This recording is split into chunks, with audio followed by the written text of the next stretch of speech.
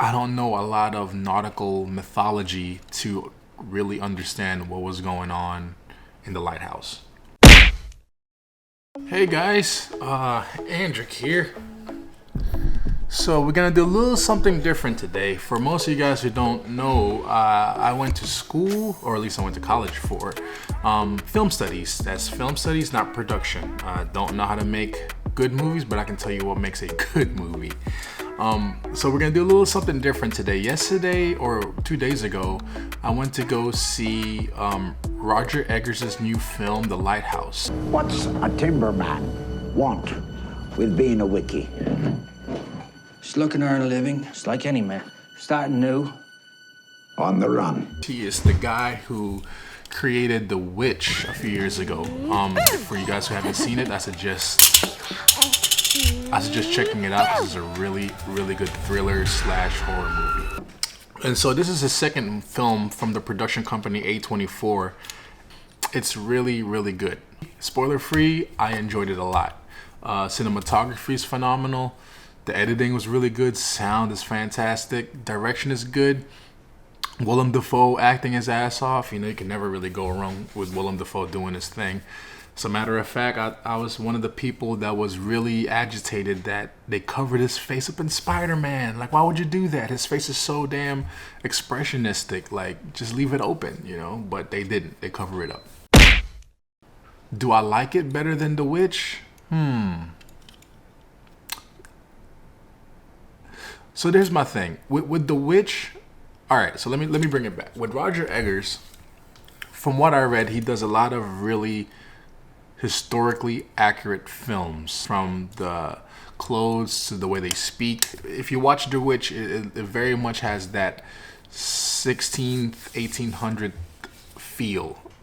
With The Lighthouse, it's set a little bit more later on the turn of the century. But the biggest difference with this one and The Witch, and this is why I kind of prefer The Witch a little bit more, was I don't know a lot of nautical mythology to really understand what was going on. In the basic story of it, I get it. But in terms of just the visuals and what some of the words and how they said it means, went right over my head. But in terms of The Witch, you know, everyone knows about Salem witchcraft trials, Harry Potter. So with anything that has to do with witches, you pretty much, boom, you already got that. And so in that respect, I think The Witch was a better film since I understood it more. But that's not to say that The Lighthouse was not also a phenomenal film. The movie revolves around two characters. Ephraim Winslow, which is played brilliantly by Robert Pattinson, and Thomas Wiki, which is played even better by Willem Dafoe. Now, those are the two main characters in the entire film. There's no other people in this movie. So the story picks up with Ephraim going to the lighthouse to spend a month being a wiki at the lighthouse. As the movie goes on, you see him go down this downward spiral into insanity. And you're to assume that Willem Dafoe is also going down this downward spiral. Now, I'm not going to say more about exactly how the film portrays this downward spiral. You should totally see it because it's visually stunning. But in terms of how it was done, I thought it was done very well. Cinematography is absolutely beautiful. Absolutely beautiful. He shot this at a 4:3 ratio, which is a square.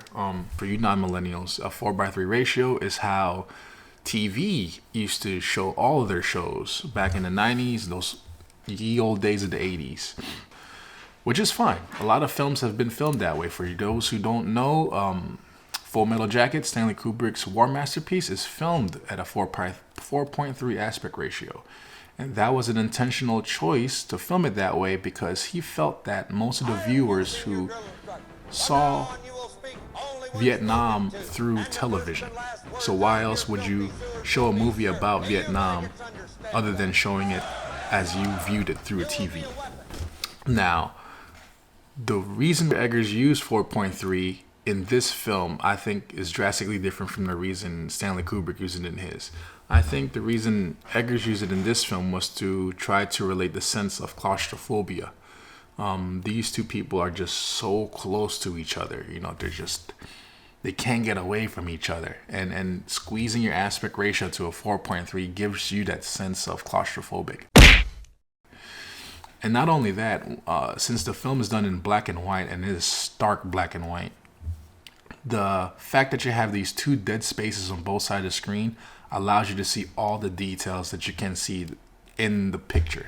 So your black is black still has detail in it, which is just, again, just beautiful. Whoever the cinematographer was for this film, he should win something. Every frame of that movie looks like I was looking at a 1880s photograph. You know, it was just gorgeous. And black and white can be very kitschy depending on how you do it, honestly. And I think they did a really good job with this. In terms of acting, you know, hey, Willem Dafoe. That's all you gotta say. Someone give him an award. If he doesn't have one already, give him another one. Robert Pattinson, dude, you've changed my mind. I thought you were Twilight all the way. You rocked out. It's hard to hang with Willem Dafoe, and you did that. I want to see what else you can do. I heard you got Batman. I'm not really sure if that's a good choice, but hey, you know, it gives you money. A24, they are cranking out lots of good films. If you guys aren't familiar with this production company, they're the ones behind Midsummer, The Green Room, which has Jean-Luc Picard as a bad guy, The Witch, The Lobster, The Favorite. I mean, they're cranking out so many good films right now that's like outside the normal big blockbuster films that is so refreshing. So I think that's about it. Again, this is beyond or outside the ordinary things that we do, but I just had to talk about this film because it was so refreshing, and I was very excited to finally see something that's like palate cleanser and it's actually an artistic attempt to create something for creative people, you know, not just the masses so they can spend money on toys. Anyway, if you guys have a chance, go check out The Lighthouse. You will not be disappointed with what you see. It's about an hour, 40 minutes. It doesn't feel that long. It's really crazy. It's fast paced, and the performances are spectacular. So again, until then, check out good movies. If you guys have seen anything that's fantastic that you might want me to see, send it on the comment box below. Oh, Parasite.